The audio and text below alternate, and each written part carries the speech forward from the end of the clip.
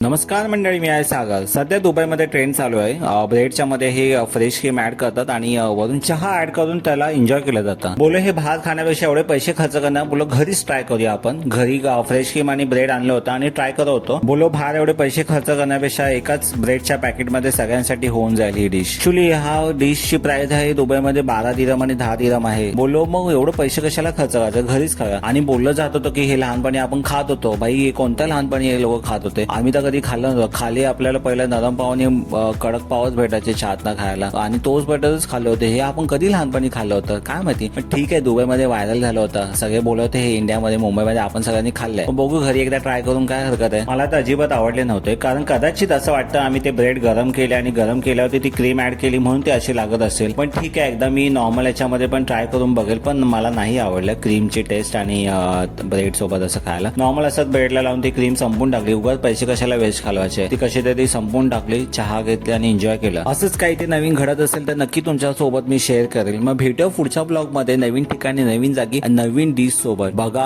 हे ट्राय करण्याच्या आधी हा माझा व्हिडिओ नक्की बघा आणि मगच ट्राय करा. मला खरंच आवडलं नव्हतं. बाकी तुमची इच्छा. चलो टाटा, बाय बाय.